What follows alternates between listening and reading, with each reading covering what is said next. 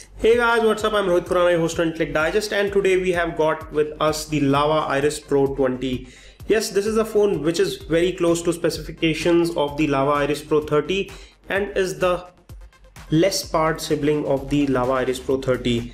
In this video, I'm going to tell you all about this phone and I'll talk about the feature specification. I'll run some benchmark tests. I'll also run some games and show you how the performance is, overall specification, features, and all you need to know. Let's get started. Starting with the build and design of the phone, this phone is fairly interesting and comes with a lot of accessories right in the box.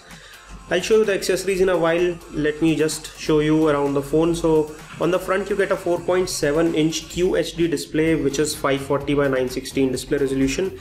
As you can see, the colors are coming out to be really nice and the contrast levels of the display are very good. It does not look inferior in any sense and the richness of the display is very good.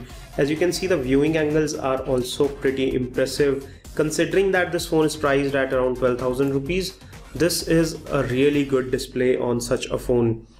On the sides of the phone you will find metallic lining running all around.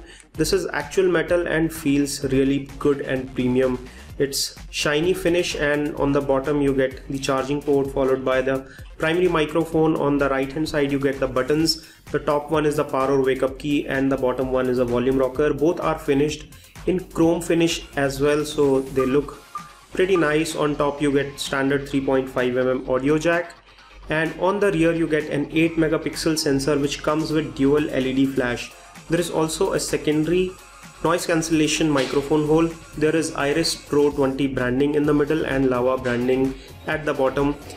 There is speaker mesh which is provided down here with small protrusions here which are meant to prevent the speakers from muffling when you put it down on the surface. The speaker actually does not touch the surface because of these small protrusions.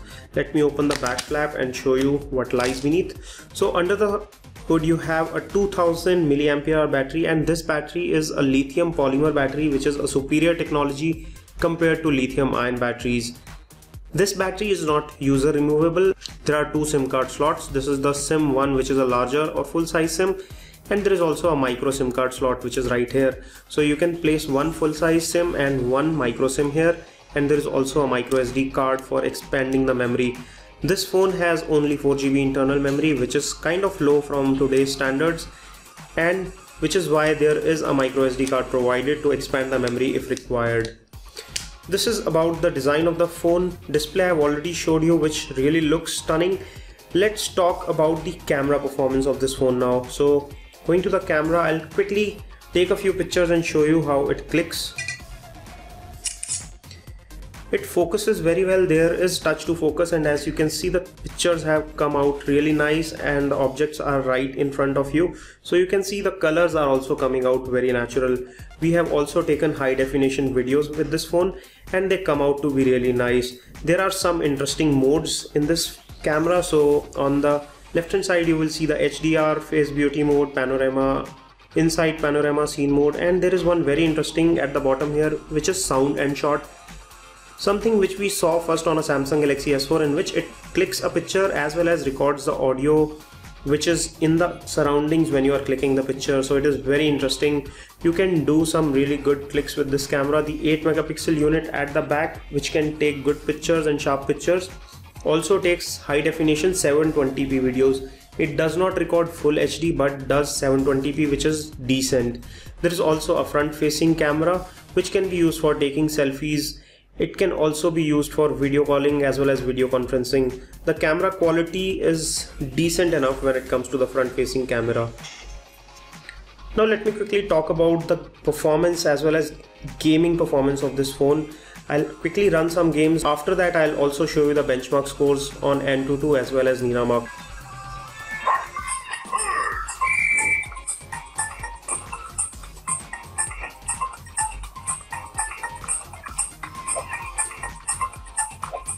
The colors are coming out to be really nice on this game, and the touch sensitivity of the display is also good. As you can see, I am not finding any problems while playing this game on the Lava Iris Pro 20. It's very easily and smoothly rendering all the graphics. There is no issues or choppiness in the frames.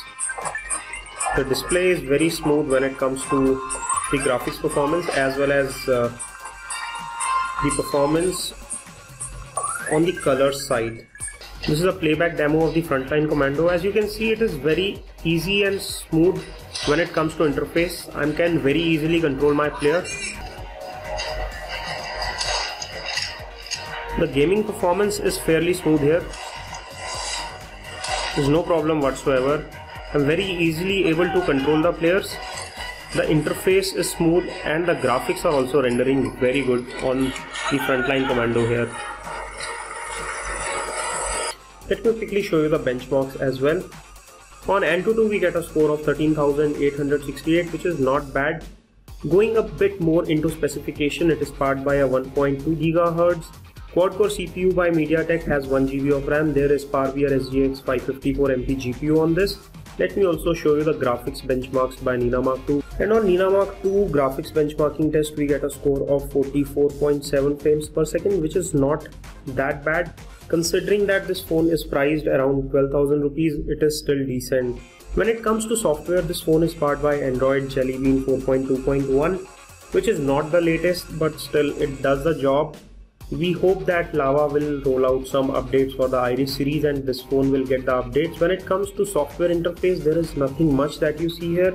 It looks very close to stock Android, which is something which we really appreciate. There is close to no bloatware. There are only a few applications which have been added by Lava, which includes certain basic applications like Lava Care, which can be used for connecting to the service centers, getting the service center information. There is VLC player, a to-do list application and a few games etc. which have been bundled or pre-installed on this phone. There is also an Office Suite application which comes preloaded.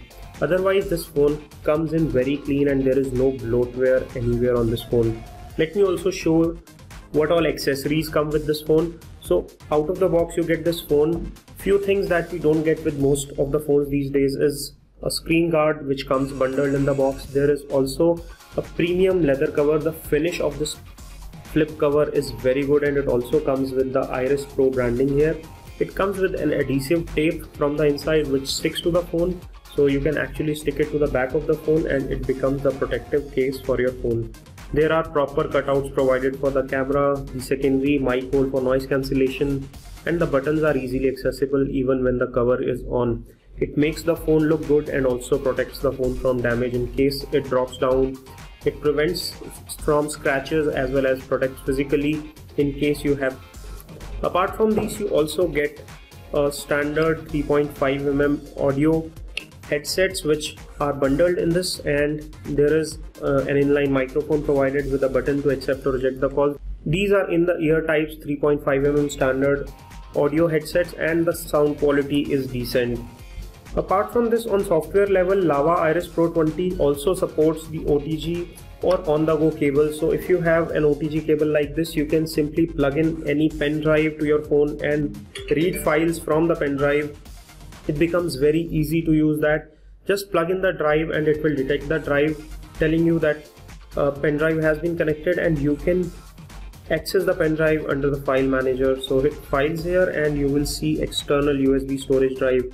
Just hit on it and you can access files which are stored on the pen drive. It is very easy and works seamlessly. There is no problem whatsoever. You can also connect external USB mouse, wireless mouse as well as wireless keyboard to this phone if required. Let me also give you a playback demo of video streaming from YouTube so that you can see how loud it is and how clear it is when it comes to video playback on this device. Digest, and in this video I'm going to tell you 12 reasons why you should buy a Lava Iris X1. We have done a separate video on the negative points of the Lava Iris X1 in which we talk about 4 reasons you should not buy a Lava Iris X1. The link is provided in the description. So as you can see, the video playback is fairly smooth and the streaming is being done seamlessly. There is no problem when it comes to video playback. The speakers are also fairly loud, so this phone comes pretty loaded when it comes to feature specification and the overall performance. The kind of accessories which are bundled like a premium flip cover, screen guard, in the earphones, it also makes it a very good value for money. However, in this price range you can also find phones like the Moto G which take the performance to the next level by giving a better high definition 720p display. You can also consider the Lava Iris Pro 30. We have done a separate video on the Lava Iris Pro 30. We'll leave the links to the other videos in the description box below, where you can watch the videos of Lava Iris Pro 30, the Moto G from Motorola, as well as Moto E, if you want to compare and see how those phones fare compared to this phone. Overall, we feel that this phone is a very nicely designed phone and is a good value for money in 12,000 rupees segment. If you're looking to buy an Android phone under 15,000 rupees, this can be one of the good choices. However, there are some better phones like the Moto G as well as Lava Iris Pro 30, so do consider them as well. This is all we have on a quick review of the Lava Iris Pro 20. If you like this video, don't forget to give us a thumbs up by pressing the like button below. For more such videos, stay subscribed by pressing the subscribe button. This is your host Rohit Khurana signing off. Thanks for watching.